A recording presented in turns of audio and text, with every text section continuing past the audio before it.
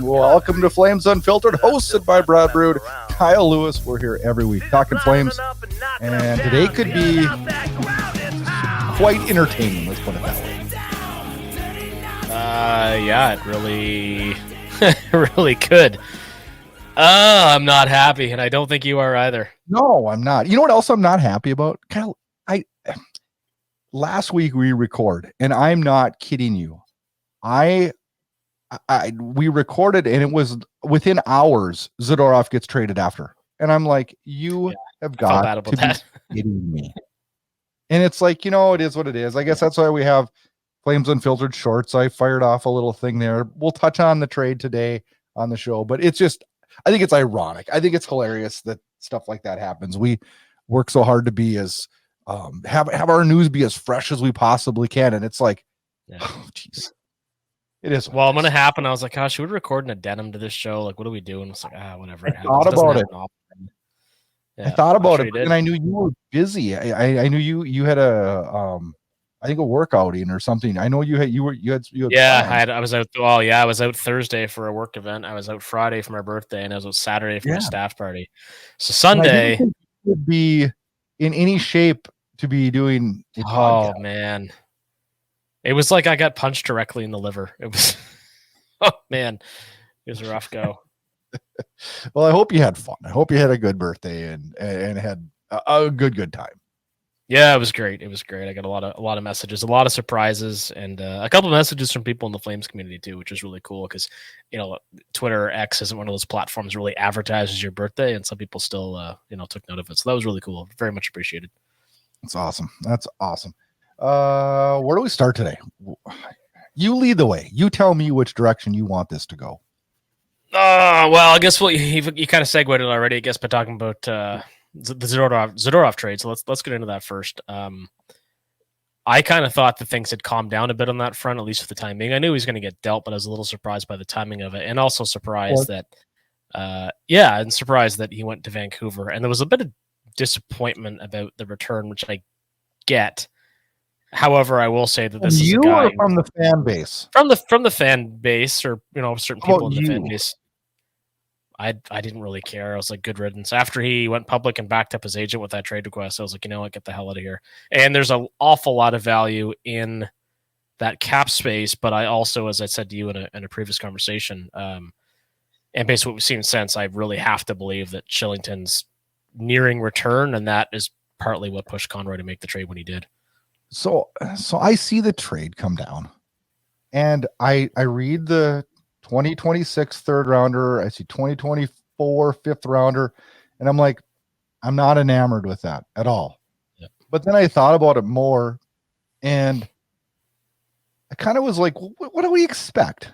And then I mean, Conroy just gets freaking crucified on X. I mean, this fan base was just ruthless, and I'm like, I'm thinking. And I hear these people say, well, what about the offer from Toronto? Like, what offer? Like, of an offer? Yeah. And I'm like, it was allegedly one that involved both Zadorov and Tanev, but I forget what it was that caused it to fall apart, according to Elliot Friedman.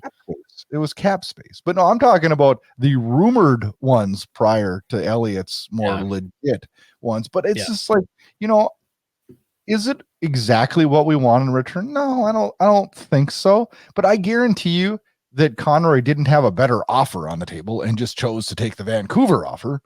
Yeah. Like I think I get to move on. Yeah. Well, that's it. I mean, after everything went public and that game in Ottawa, it's like, okay, like it's time to go. Like, I don't want to hear any of this crap. And the fact that Backlund had to speak up and basically tell the team, like, hey, if you want out, shut your mouth. I mean, it's pretty embarrassing for the team, really. So good riddance. I mean, I wish him well. I enjoyed his time as a Flame, apart from some of his egregious errors, which seemed to occur anytime he played more minutes than he should have.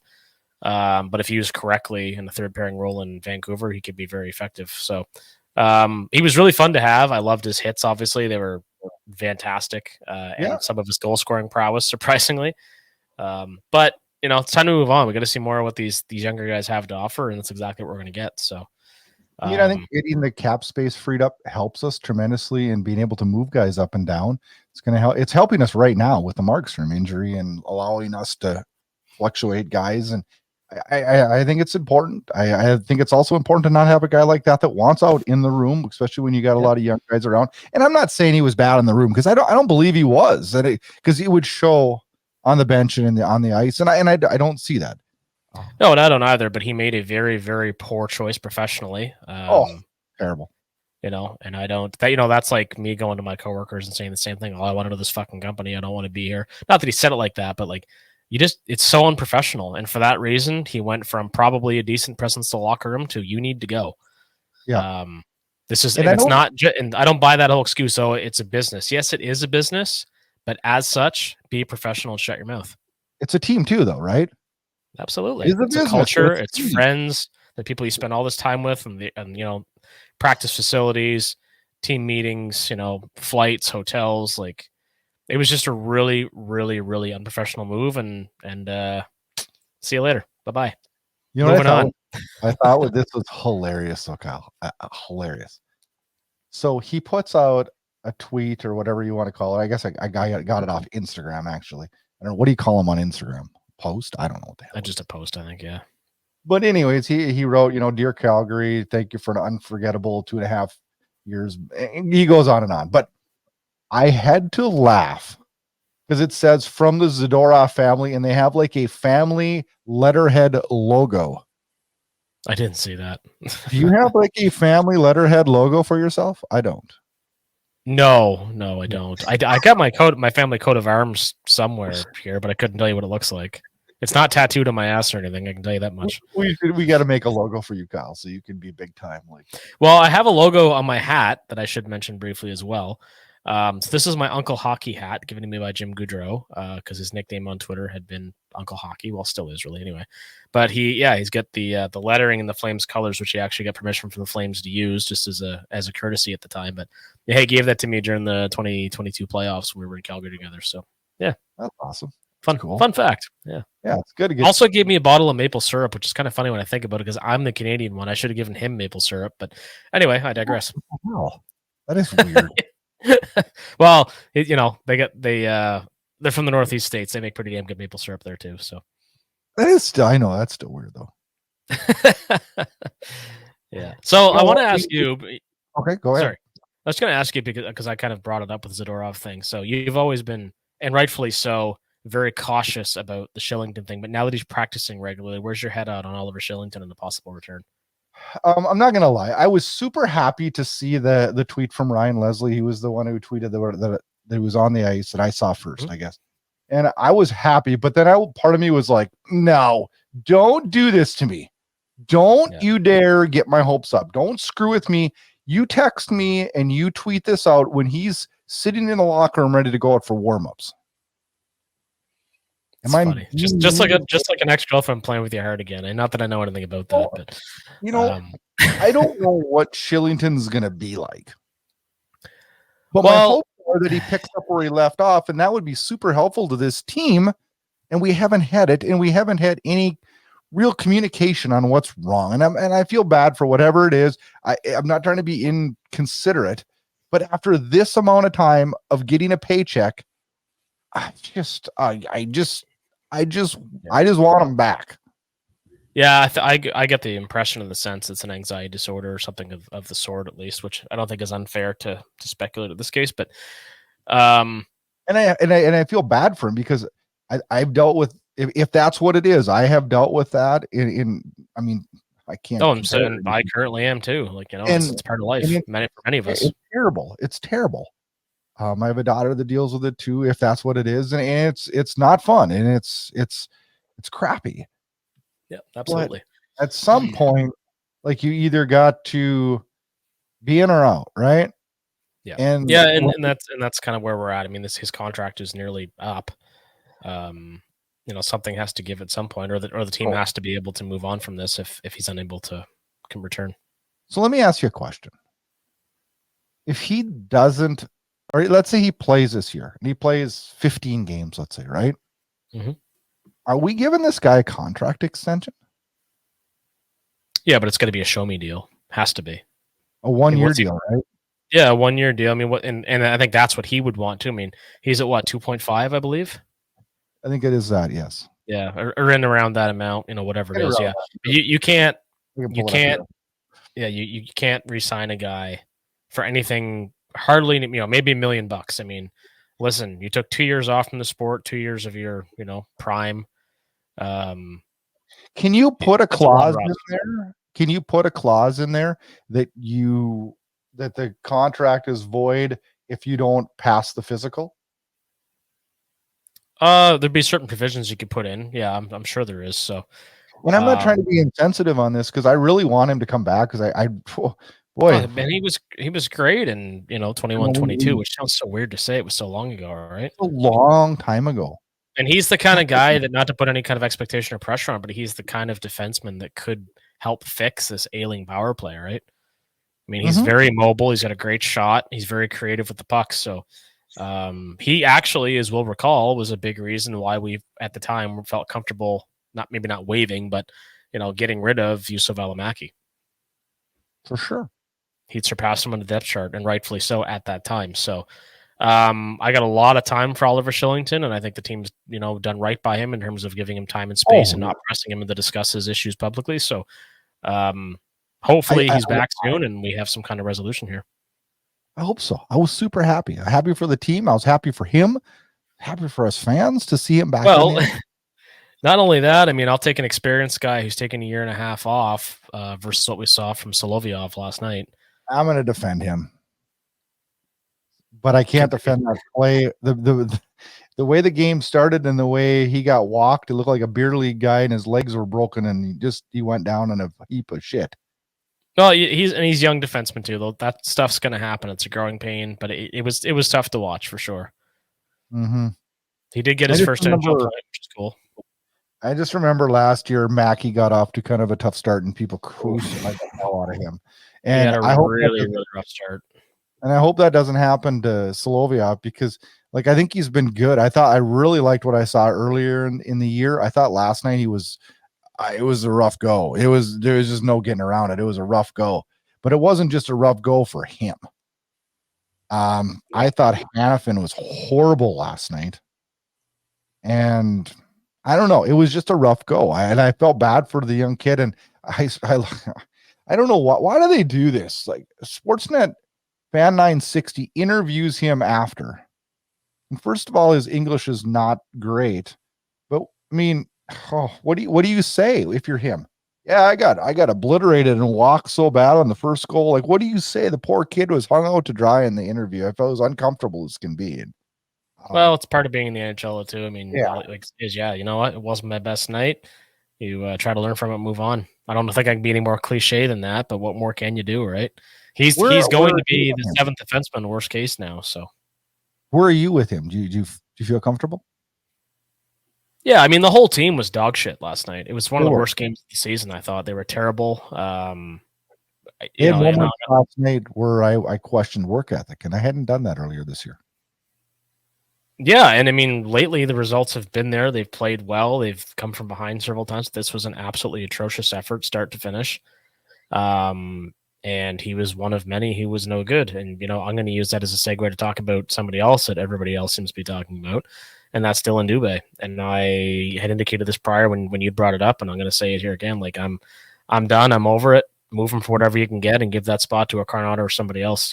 I'm done. Like, it's enough. Where are you at on him? I think Dylan Dubé is a huge problem right now. He's doing absolutely nothing. He's doing nothing, and he's being gifted opportunity after opportunity after, and I don't get it. He doesn't deserve them. Pospisil got that healthy scratch last night, which I'm fine with because he's a young player. Yep. But they put Dubé in his position, right? And it killed the whole energy of the Zary Kadri thing. It just killed it all. It just sucked the life right out of that line. Well, and that's the issue with scratching Pospisil. I mean, of all the lines you could disrupt, why the hell would you disrupt that one? That was, I mean, in my mind, that's a poor coaching choice. Me too. That's the one line you can count on to deliver something every game. Yeah, the Backlund line and that line are two lines that are actually bringing something to the table. But Dylan Dubé gets so many. I've said it 100 times. I tell you, he doesn't have a good World Juniors. This dude's not even This guy's not playing in Calgary. I'll tell you that right now. No. Like, he's been gifted a lot of stuff because of what he did in the past. And I'm not saying Dylan Dubé is a really horrible hockey player, but he's bringing absolutely nothing to this team right now at all. Zero. Well, he's the one that should have been scratched. No question. For sure. Yeah. I couldn't agree with you more. And that's the other thing too, is that, with this cap space from the Zadorov trade, I mean, Peltier's back soon. Coronado's tearing up with the Wranglers. We got to. There's better options on the team, and Pospisil should not have sat that game. And I agree with you. Don't mind him sitting as a young player here and there, but he should not have come off that line and come out of that game. No, and that segues right into our X Factor this week, and our X Factor comes from MitchellVanDusen 14. Just think, Andrew Mangiapane makes $5.8 million for nothing. Is this guy a Van Halen fan too? Because I'm Van Lewis 14. I don't know, man. I got to talk to this. I didn't even notice that. Honestly, did not notice that until I just. That's really weird. That's really weird. It's actually creepy. Is he following you? Is he a stalker? Maybe I'm stalking him. Maybe I'm going to start stalking him after this. All right. Well, that's a dialogue for Mitchell.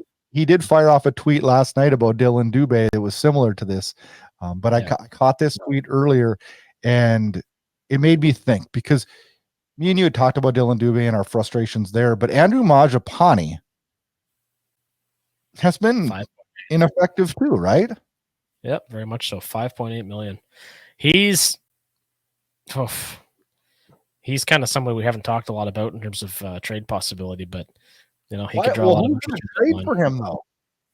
Who's taking $5.8 million for Andrew Mangiapane? He doesn't have much term left, so somebody's going to look at him, I'm sure. I'd be shopping. Shopping him because what are they? Those two guys are bringing absolutely nothing to the table right now. Mm-hmm. Not even work ethic that I'm really seeing. And I hate that, because I watched him closely last night, because I knew that this was going to be our X Factor. And by the way, thank you, Mitchell, for being the X Factor this week. I watched him a little more closely because I knew we were going to have to talk about this. And it seems like he's trying really hard. And I think he's miscast and overpaid, but miscast in the fact that he had one really good scoring year. And then he gets the contract, and all of a sudden it's like, well, now I need to produce this goal output. I don't know. I think he's a great third or fourth liner, but boy, I mean, holy cats, has this guy been given opportunities, and he's not taking advantage of it at all. No, not in the least. And that's the thing. Scoring depth has been such an issue. We don't have a single player on pace for 60 points right now. That reminds me of... How scary is that? It's terrifying. It reminds me years ago. And of all the ones that could jump my head, I don't know why this is the one, but there was a season where Sandis Ozilic led the Florida Panthers in scoring with like 56 points maybe. And obviously they were not a good team. Obviously they didn't make the playoffs. Obviously they didn't do anything. And it's like, holy hell. Like, you can't be a winning team in this league and have your highest scoring player in the 50s or even in the 60s, really. We rip on Dubé and we rip on Mangiapane. Here we go. What do you got? Our problems are still horrendous with top-end star scoring. I mean, look at Lindholm. Is he bringing anything to the table? Is Huberdeau doing anything for us? Couple games here and there. Better. Kadri's been better. Huberdeau's had a blips in the thing. But like at these salaries that we're talking about with these guys, we can't have blips. I mean, we need consistent quality production. And I look at Lindholm and I'm like, holy cats, like, would you give him $5 million a year right now in long term? Wow, I can't believe I had to pause there. Imagine saying that to me a few months ago. Think about that. If I said to you, all right, we're going to give him $5.5 million for 8 years, you'd have jumped all over that. And now we both sit and go, gosh, I don't know if I'd do that right now. I just, you know what? It's like I said before, like when you have a team that's just not winning, you don't keep re-signing pieces that aren't helping you be a winning team. They'll help somewhere else. That's not the shit on the player. It's not working. I think I would sign him at $5.5 million But I think he's is he miscast? Is he He's being not. miscast? He's not a number one center. And again, I'll point to I agree.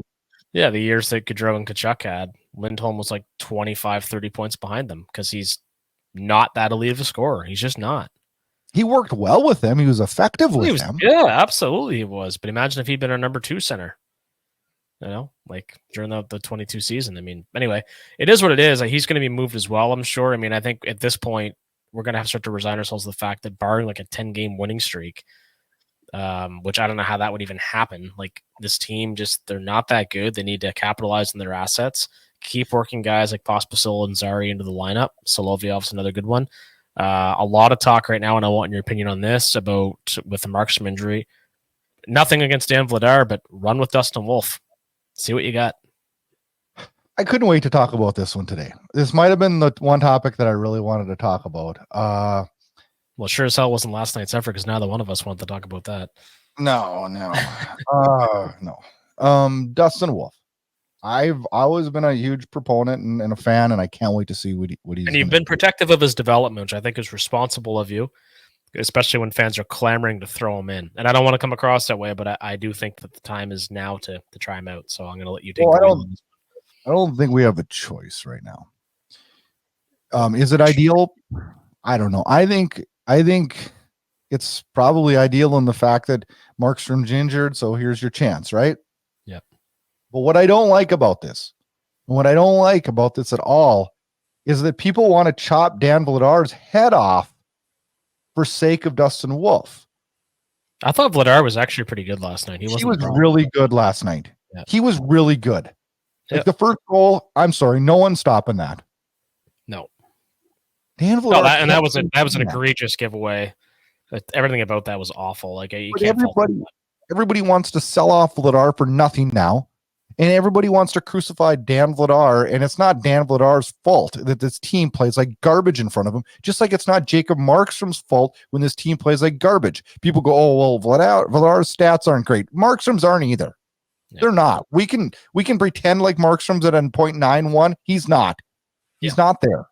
I think like when Markstrom comes back, if there is a trade to be had and you can do a little bit of salary retention, I don't know how you don't look at that. It's assuming that Wolf, plays reasonably well.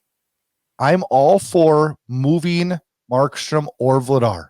I'm all for it. I'm leaning more towards moving Markstrom, honestly. I would be fine with that if you get the proper return, which I think you could. What's the proper return? I don't know. I don't know. We would have to retain half, I would say, for anybody that needs a goalie like this to be able to afford it. Yeah, most likely. I don't know. I don't know what you get. I always think about these returns. Like I thought about the Hanifin one a lot, and I'm like, this Zadorov trade sparked this thought in my head. It's like, well, what would I have been happy with? Like, were we really going to get a first for Zadorov? No. Good Lord, no. So, you know what I'm saying? So, like, what are we going to be happy with? This is the thing that a lot of fans, and I'll count myself amongst them for the longest time, don't take into account, is that cap relief is an asset. Yes. Shedding, even for a good player, because it's always thinking about, dumping bad contracts, but even shedding salary of a player that you're happy to have in your lineup is still an asset in a cap world, and it always will be. So, of all the things we got, cap space was the biggest one. But you know what? And I couldn't agree more. And I think that's a huge part of this. But you know what else? In this whole goalie thing, what scares me the most? And I've said it before on the show. Like, I think Dustin Wolf's great. He's done everything he could do in the juniors. He did everything he could do in the AHL. And now it's time for us to see what he does in the NHL, right? Yep. But what if he struggles? And I know that half of this fan base just thinks he's going to be the next Mike Vernon. But what if he struggles? Well, he's going to. I think that he's a good goalie, and I think he's probably got a better chance of being a goalie of our future than he doesn't. Yeah. But come on. We all thought that freaking Parsons was the next greatest thing too, right? Yeah, I mean, the one thing I'll say for Parsons is he did have some do that well but he also didn't produce like Wolf did in the AHL. So I'll give everybody that. But I agree. I think there's a good likelihood that Wolf's our man. Yeah, Leland Irving, we were high on. Brent Cron, we were very high on. Yeah. 9th overall pick in 2000, I believe. And he's a great part of the Calgary sports community, no question. Oh, Very he had me self-deprecating guy. laughing. He had me laughing this morning, like big time. Oh, yeah. Yeah. He had But, me roll. yeah, like Marc-Andre Fleury got shelled his first year in Pittsburgh. So if Wolf has a first rough NHL campaign, like, it's not the end of the world. You know, it's possible that could happen. It seems unlikely given his pro record thus far. But I think because the trajectory of the team, the fact, with all due respect to Dan Vladar, he's the best goaltending option you have right now, and you still have some hope making the playoffs. He's the guy you got to roll with. And Vladar's not a bad backup. You know what? I hate to say this because it sounds very Jeff Wardish. Oof. Win and you're in. I'm good with it right now. Because one thing I really don't want to do is I don't want to throw Wolf out there and overdo it. Nope. No, and I'm fine with give Wolf the next start. If he doesn't win, and not to say that he would be the reason why, but if he doesn't win, you go back to Vladar. Because I don't think anything was bad on Vladar, and I don't think Wolf was bad at all last night either. I think both. Well, and now you get me thinking about it. Not to cut you off there, but you put a really interesting thought in my head. We've kind of created a culture in Calgary whereby the backup doesn't get a lot of support because they're used so sparingly. So it's always the case that if there's any run support, typically it goes to Markstrom. But if you're rotating goaltenders, it kind of puts more pressure on the team to figure it the hell out. Oh yeah. So and I'm not trying to just be vicious to our defense, who's I think has improved a lot over the month of November. Oh yeah, significantly. Yeah. Seriously, everybody last night was just trashing on Vladar, and I'm like, are you guys watching? I want Wolf to be the next hero. I do. I was so pumped to see him come in last night. I was, but it's let's not wreck Vladar to save face on Wolf. We have 3 good goalies in Calgary, and we should be happy as hell to have 3 good goalies. Now, are they good every single night? Hell no. I can name you a ton of nights where I've been like, Markstrom's got to go. I don't know. I'm interested. I'm interested to see who gets to start tomorrow night. I am. I'm really interested. Yep, absolutely. Who would you start? Wolf. Okay. Again, when you're in. I like that idea, especially in this context. It makes sense. You have your number one goaltender is unable to play, and again, I think you play the best goaltender you have, which I don't see how it isn't Dustin Wolf at this point. I think until we see otherwise, I think I would agree. Yep. And perhaps we will, but we don't know unless we try. I would love it if he came in and was a world beater. I don't know. His first NHL shutout's going to be so fun whenever that happens. That's going to be a fun night. I wish we had a little bit. I don't want to say a better team. I wish we had a little bit more responsible team in front of him. I think better team is fair too. They're not a great hockey team because if they were, they wouldn't be a game under 500. We have so many stars that are not living up to their so many so-called stars or paid to be stars, not living up to expectations that it's really hard to be. 2 games under 500 with the Hurricanes in town Thursday night. Yeah, you're right. There's so many that are underperforming, and then when you get one going, like Kadri was kind of going, I was liking what I was seeing there. I was. Yep, I think we all were. Well, that line was fantastic. So if you have that, and let's look at it this way. So let's say Wolf plays well, doesn't have to be a world beater. Bring Pospisil back in, and that line's rolling. The backline line's rolling. Once Peltier comes in, maybe stick him with Huberdeau, try to get a bit of chemistry there. There's still some hope and some optimism here, but they got to start figuring it out. And honestly, people are shitting on Marc Savard, saying, somebody tweeted there last night about, who's running this power play. Well, most of us should know it's Marc Savard, but the personnel is the ones not getting the job done. You can have the greatest coach in the world, but if you don't have pure scorers, you're not going to be successful. I hate to say this. I think Sharon Govich is our biggest threat on the power play that we have. Probably, yeah. And I put Uyghur and Hannafin in there, at times as well. But yeah. You're probably right. But my sales manager is a great guy, but he said it, I've said it, other sales guys have said it. We make him look fantastic because we perform, and he's there to kind of guide us, to ask us the important questions, to check in with us, to make sure we have the tools we need. But we do the heavy lifting, and it's no different in pro sports. The coach can only do so much, and the players are the ones that are not getting it done. They're not, and it's plain and simple. There is no excuses that can be made for the talent that the supposed talent that we have. Yeah, they're just not getting it done. I mean, I remember, this sparks me back to thinking about like some of how the young players have made plays that have been game changers. I don't know if you caught on to this one, but I was watching the Vancouver game Saturday night. And you remember on the power play when Zary got the puck right at the blue line, and one of the players, I think it was Lafferty, was in tight on him. And he stick handled around that, held the blue line, and was able to dish off, which created a tic-tac-toe passing and resulted in a goal for us. And I'm like, remember very well. Big play from a young player. Yeah. It's a big play. And that's the thing. Like, so there's certain guys like Huberdeau, which could be considered unmovable, but also I think are valuable veterans to have around. But I mean, those fringe guys, and not to shit on them again, but the Dubés, the Mangiapanes, the guys that you can conceivably move, you got to change that culture. You got to get more young guys in the lineup because they're the ones that are doing the majority of the work right now. And I think you could even trade some of those guys for roster players too that could fit in and fill those voids. A lot of it's just a fresh start. Mangiapane didn't score 30 goals because he's not capable of it, right? I don't think he's ever going to settle into being a perennial 30-goal scorer, but with the right line mates, the right team, he could be 20-25, no problem. And I'd be happy at that. I don't know about at 5'8". I mean, I think he's a 3. I don't think it's going to happen in Calgary, though. No, I don't either. I think the ship has sailed, especially on Dylan Dubé. I think the ship has sailed. Well, and your Flames Nation had an article about that, lots of tweets about it, and give the guy a change of scenery. It's the benefit of the team, the benefit of the player. It's the parting of ways. I mean, it's the way to go. I don't see any other alternative after this amount of time and this amount of opportunity. What did you think of the signing of a 2-way deal for Mark Pysyk? I really liked it. Actually, I didn't even know he was available, and I was a little surprised to see that he was. He was on a PTO.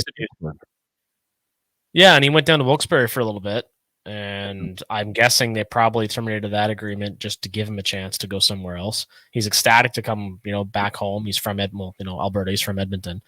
Cleared waiver. Sounds like he's playing with the Wranglers.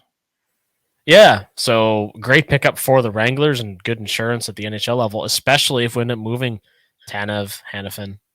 How'd you feel about it?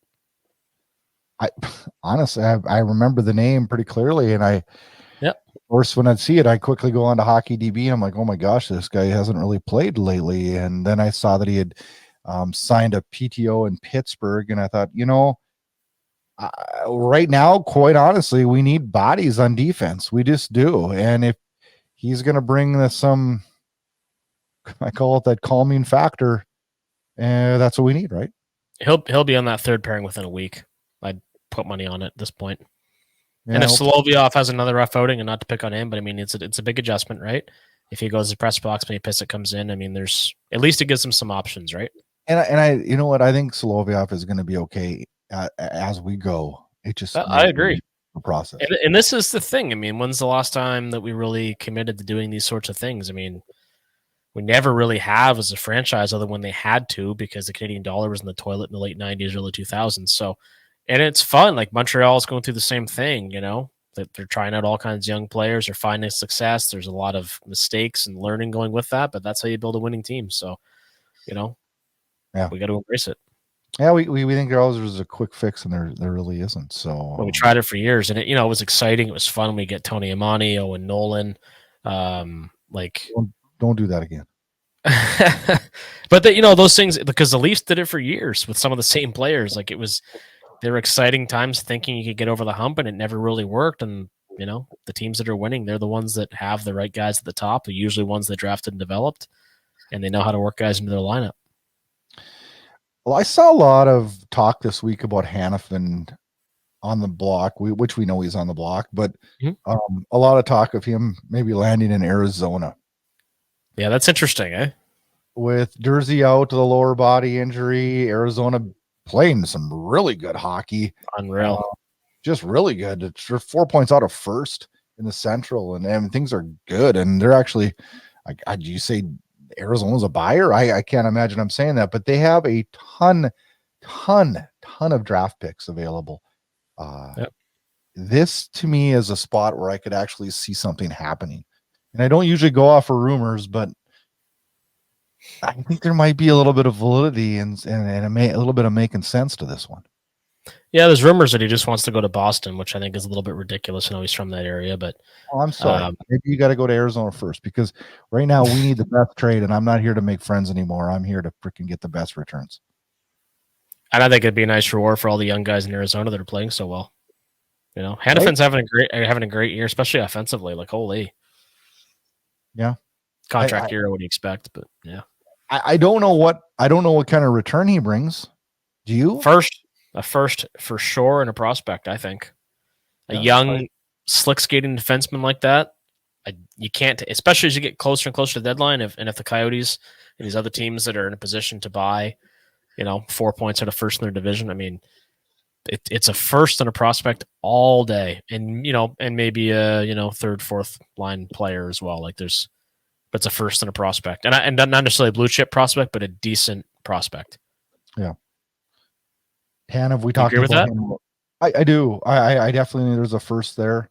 Yeah, I actually agree. And if I'm Craig Conroy, the return you just said would make me happy.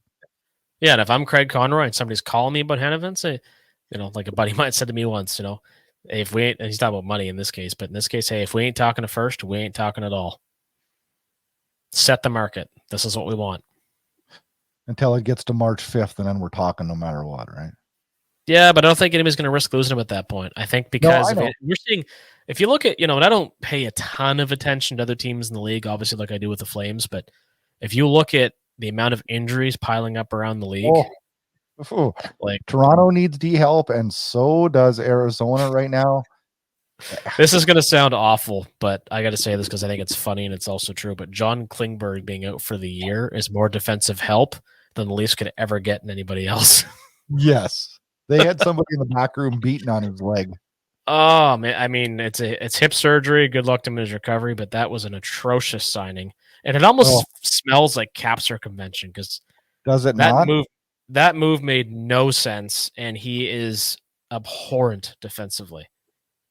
He makes Karlsson look like a worthy Norris Trophy winner, which is saying something. So Karlsson's junk this year, like I predicted. Tanev, I talked about him last week on the show a lot, saying that I wanted to move him quickly because I'm scared to death watching him play. I love him, would love to keep him. Then I hear on 32 Thoughts this week that there's talk that maybe Calgary is considering re-signing Tanev. How do you feel about that? Where would you, if you were to sign him, what would you be looking at term-wise? 2 years, that's all I'd give him. 2 years at what? It can't be a lot. He's too injury prone. He's getting older. 2 years, what? 5 million? 5. No. Oh, three. Tops I go is 3. You got to move him. He's 4.5 right now. Someone's giving him 5. Not me. Not that I have any choice in the matter, but not me. I love the guy. So do I. He is a heart. If you could draw a picture of the defenseman that you want with the heart and the soul, like it's Chris Tanev. But I'm so I said it last week in the show. I'm definitely afraid watching games right now. I'm just like, holy shit. I can say that about women that I've dated. Love them, respect them. Don't want to go back to those relationships though.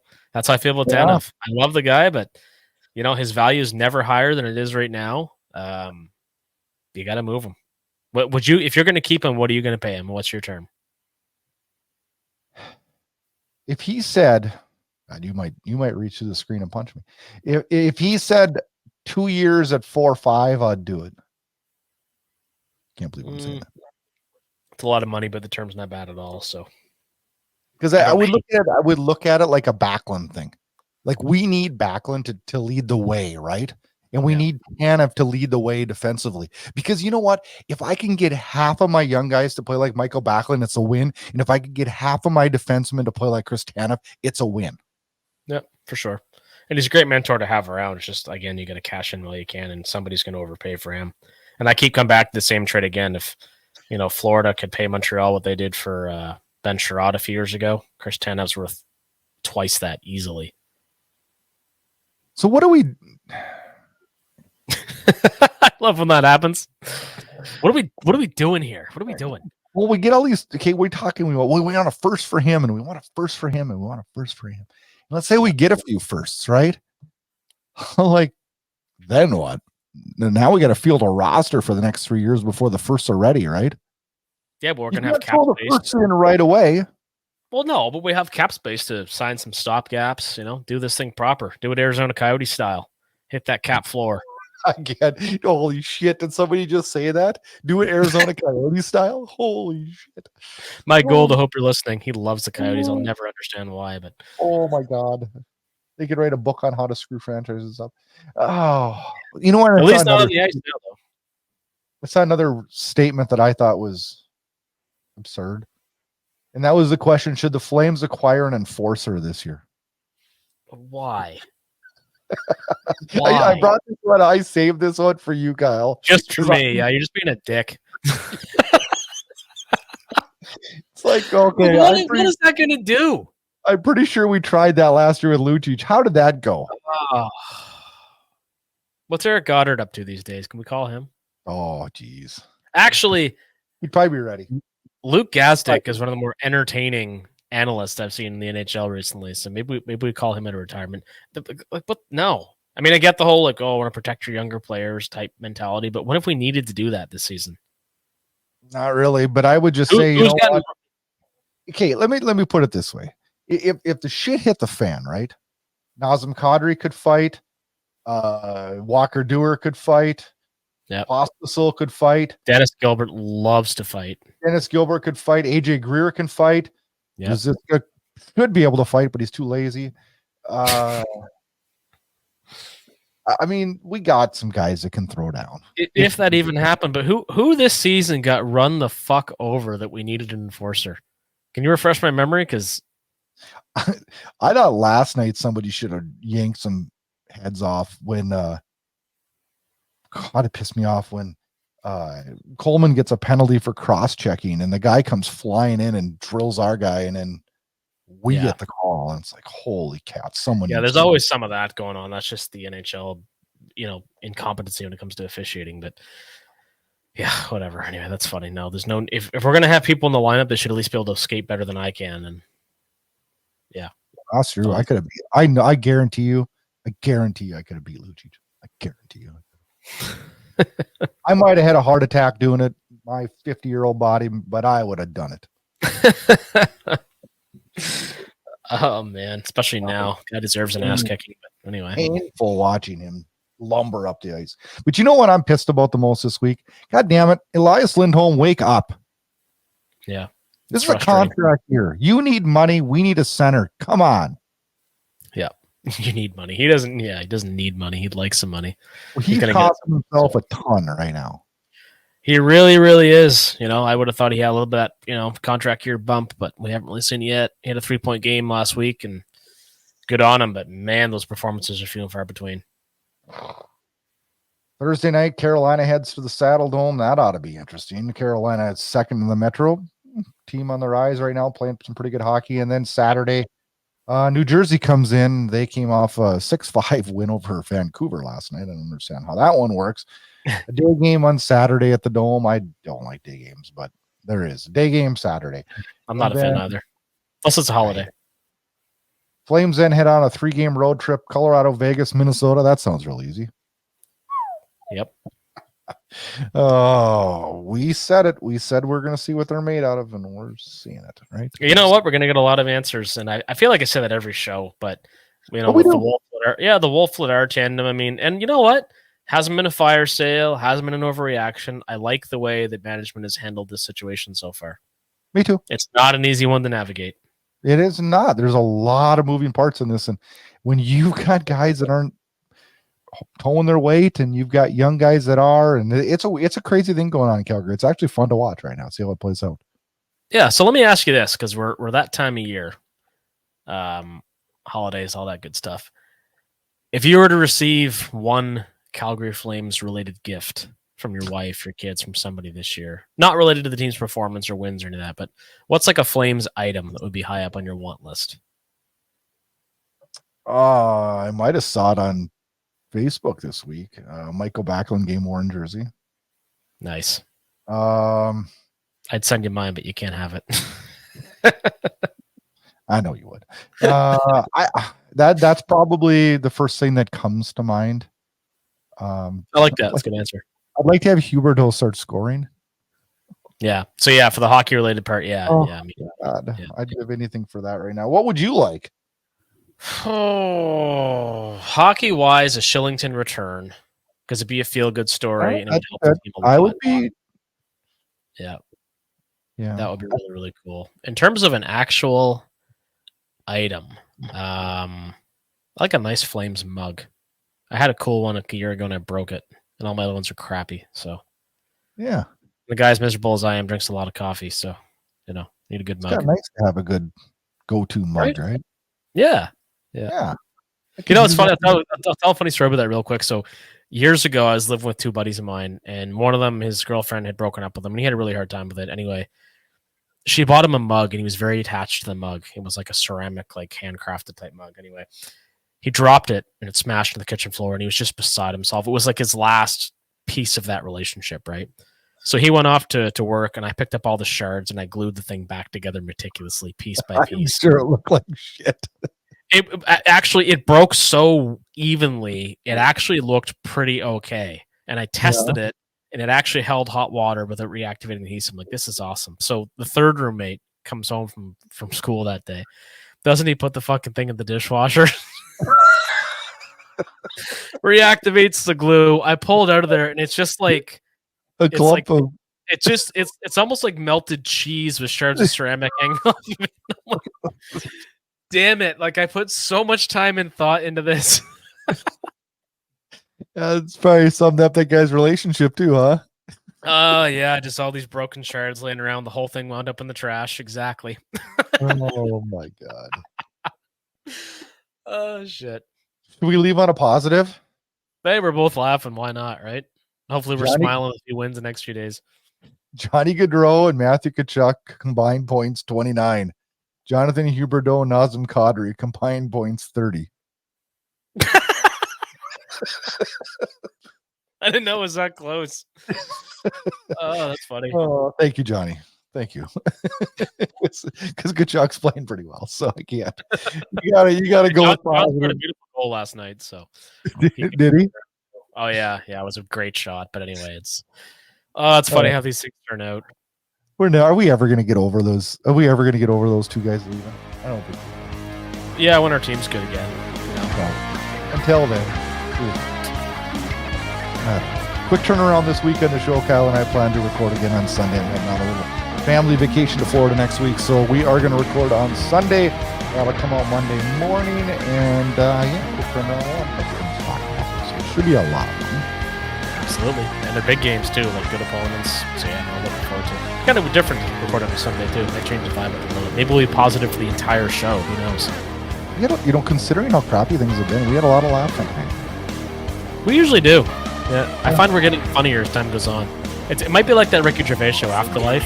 He's so bitter, it's hilarious. Maybe that's us. Yeah. Maybe the worse the team plays, the more we're have to be like, oh, whatever, I guess. This is what it is. Yeah. Focus on our real problems in life, I guess. Well, until Sunday. Have a good week, Kyle. Yeah, likewise. And we will chat to you all soon. Take care, Flames fans.